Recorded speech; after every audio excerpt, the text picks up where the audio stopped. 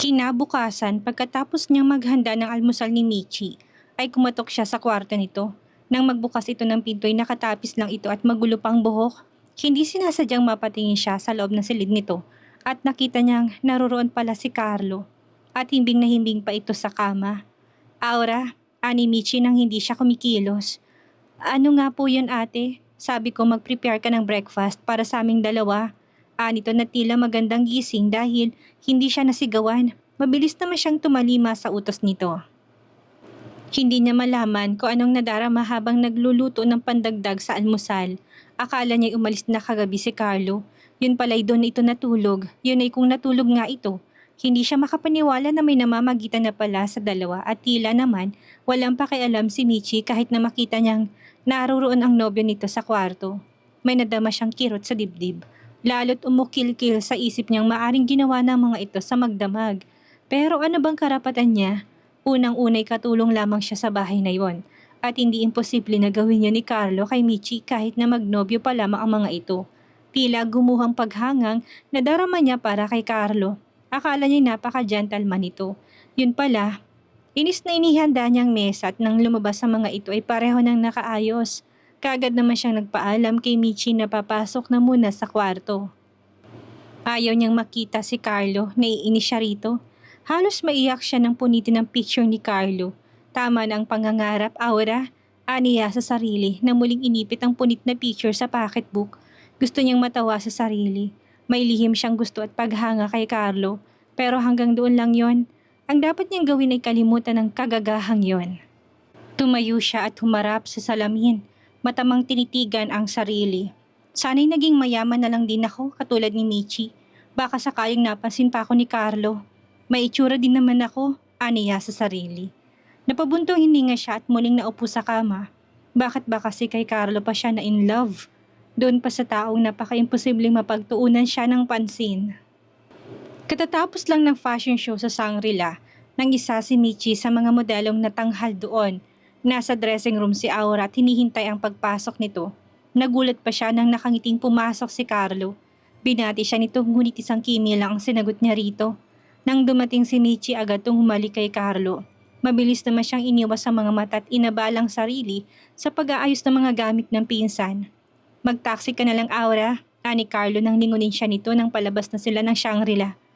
I-drop na lang natin siya sa condo, honey. Suwestyon naman ni Carlo. Han, kaya na niyang umuwing mag-isa, reklamo nito. Ate, paano tong kotse mo? Tanong niya nang abutan siya nito ng perang pan-taxi. Ipapakuha ko na lang tomorrow, aniya na niyaya na si Carlo. Naiwan naman siyang nakatanga habang bitbit ang mga gamit nito. Sa malas ay napakahirap humanap ng taxi sa gawing yon ng Makati. Bukod pa sa hirap na hirap siya sa mga bitbit, kaya hating gabi na rin siya nakarating sa kondo at pagod na pagod pa. Kakaupo pa lang niya sa sofa nang bumukas ang pinto at pumasok si Michi. Kasunod si Carlo. Why can't you understand me? Malakas ang tinig na sabi ng pinsan sa katipan. I'm trying to. Pinapayagan na nga kita na ituloy ang karir mo rito. Pero bakit kailangang pumunta ka pa sa Paris? May galit sa tinig nito. Tila hindi naman siya napapansin ng dalawa dahil sa pag-aaway. It is a rare opportunity, Carlo, ani Michi. And I wouldn't let it go.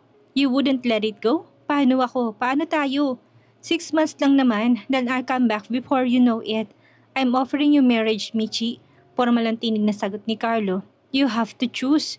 It's either me or your career. Natigilan si Michi sa sinabi nito.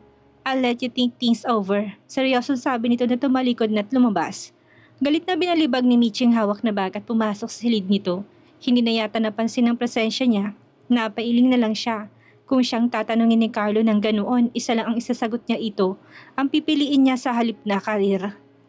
Mula ng gabing masaksihan niya ang pag-aaway ng magnobyo, ay ilang araw na ring mainit ang ulo ni Michi. Konting kibot ay nakasigaw at napapagalitan siya nito. Alam niya ang lalong kinagalit ni Michi ay ang hindi pagdalaw ni Carlo ng ilang araw. Katatapos lang mag-shoot ng isang commercial si Michi nang kausapin siya nito.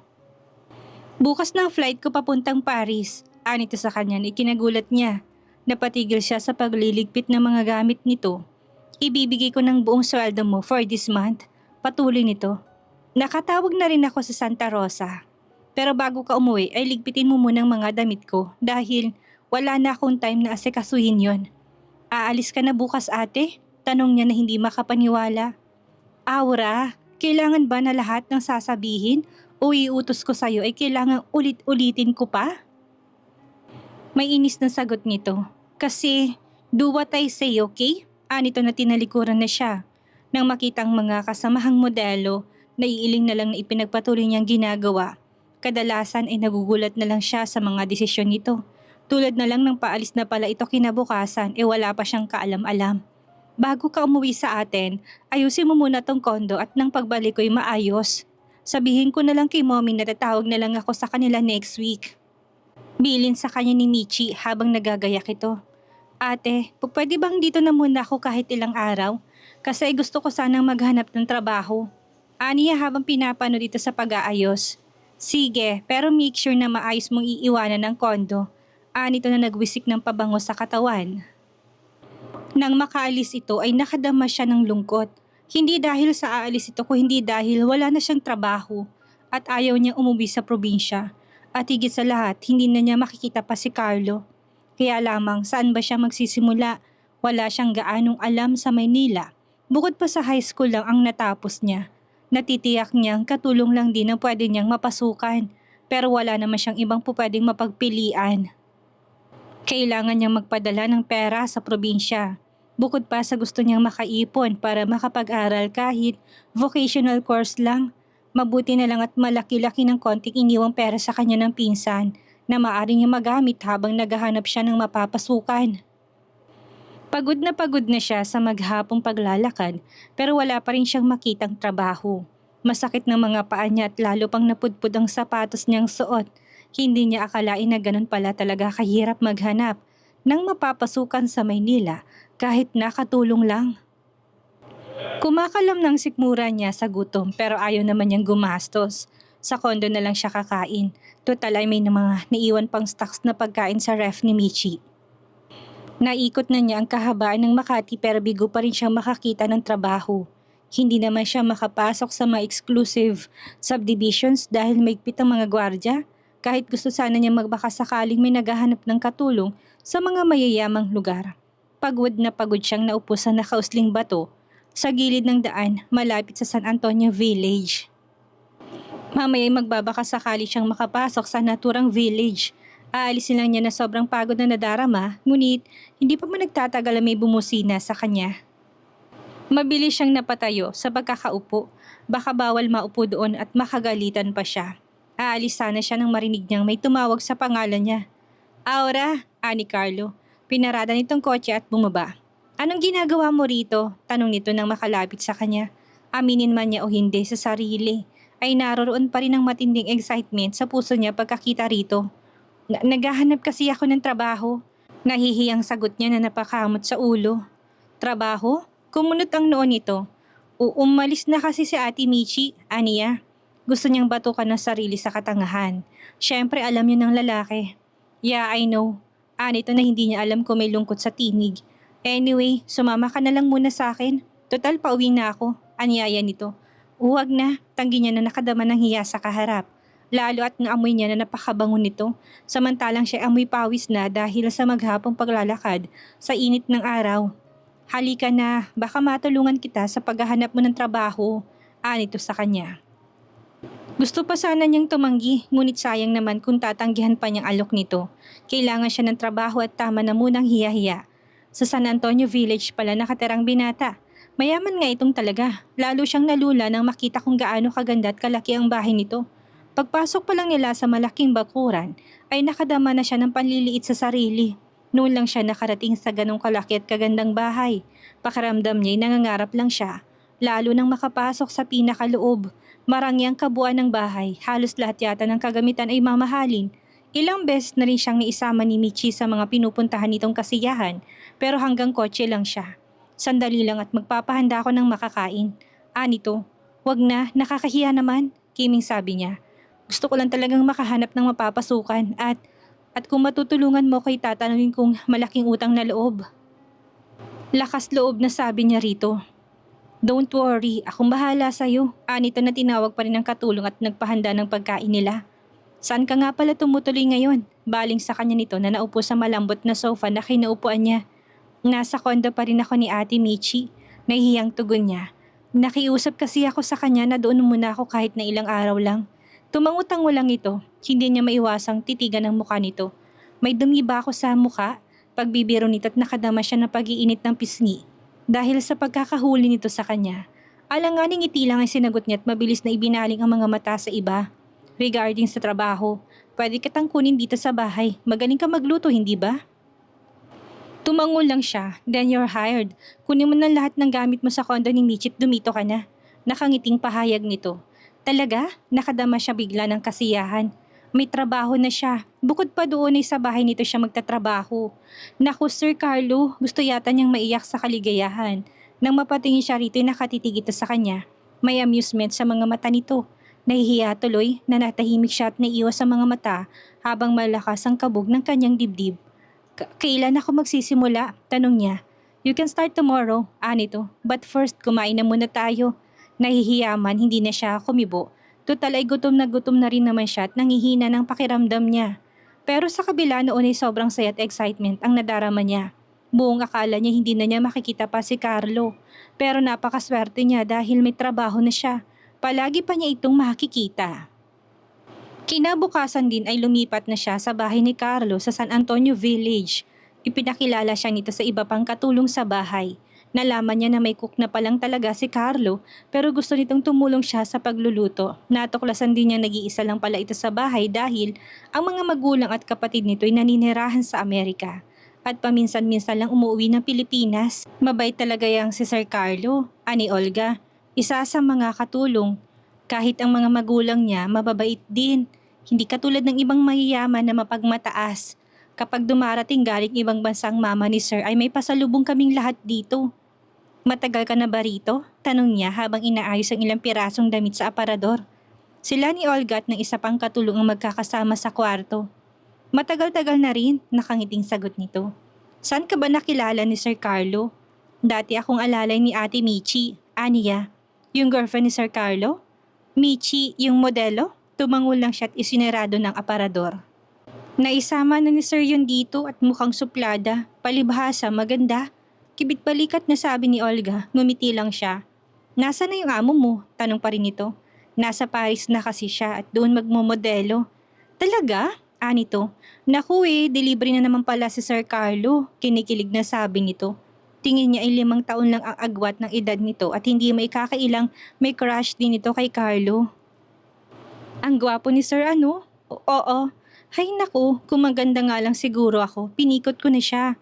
Mantakin mo naman, bukod sa super yaman na, super gwapo pa at napakabait pa. Napakaswerte ng babaeng mapapangasawa niya. Nakakainggit? Nakakainggit talaga, aniya sa sarili.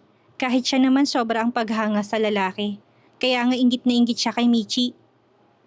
Napakaswerte naman ng pinsan niya. Crush mo rin si Sir Carlo no? Tukso sa kanya nito. Sino ba naman ang hindi? Ikaw na rin ang nagsabi na mabait si Sir, hindi ba? Aniya, kung sa bagay, tsak na magkakasundo tayo. Lalo na pagdating dyan kay Sir Carlo. Kinikilig pa na sabi nito. Kinikilig na sabi pa nito. Break na kaya ang dalawa? Gusto niyang itanong yon kay Carlo, ngunit pinigil niya sarili. Baka sabihin nito yung pakialamera at chismosa siya.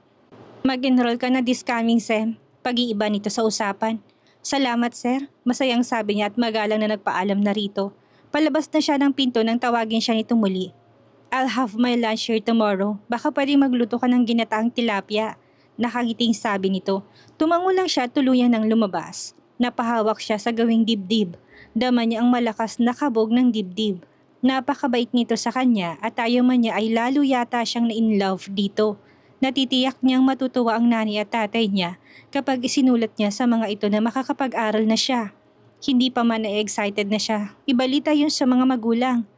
Tuwang-tuwa si Olga nang ibalita niya rito na pag-usapan nila ni Carlo. Salamat nga pala sa'yo, aniya rito. Sus, wala yun, anito. Tingin ko naman sa'yo matalino ka sa kaday.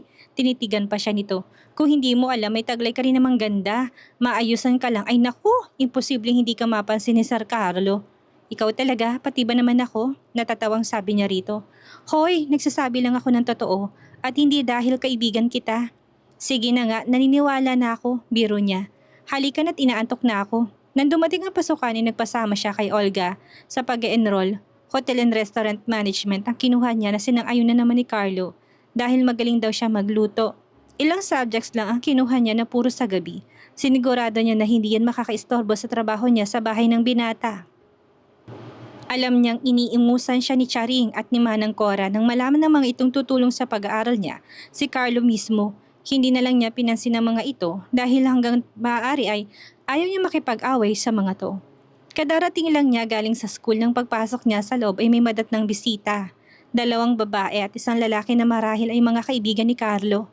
Akma na siyang lalabas para sa likod ng bahay na lang magdaan ngunit tinawag siya ni Carlo.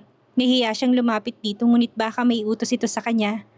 "This is Aura Alva," anito sa slim na babae. Hindi niya malaman kung bakit ipinakilala siya nito. Nakadama pa siya ng pagkailang natitigan siya nito mula ulo hanggang paa.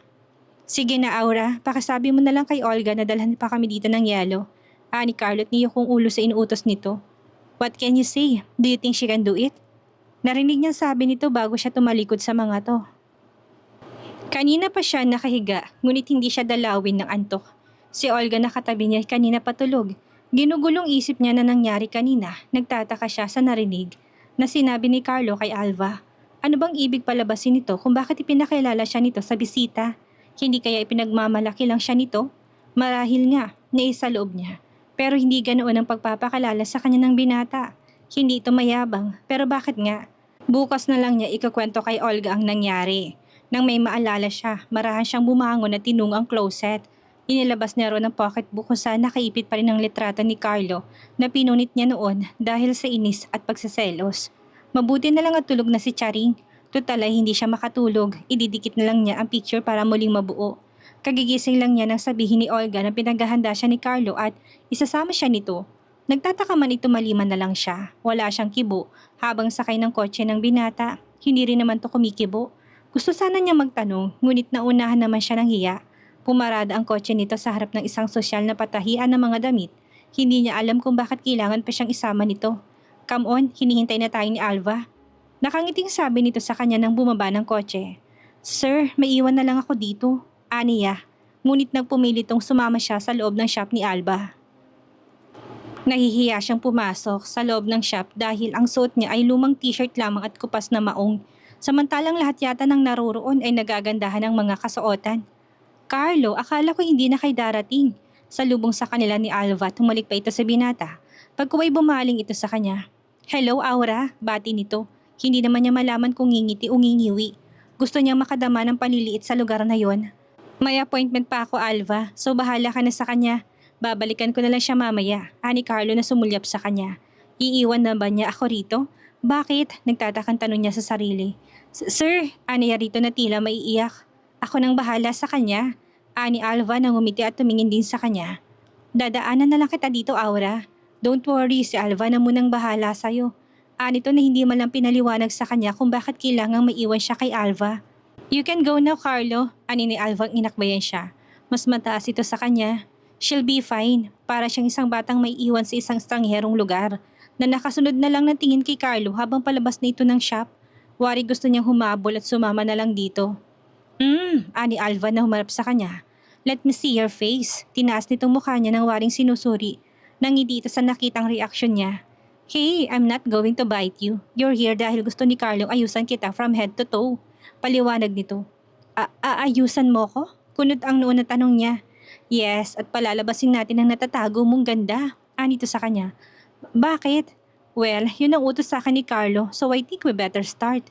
Tinignan nito ang kasuotan niya, bagamat naguguluhan ay walang kibong pinabayaan na lang niya ang babaeng gawin ang gusto nito.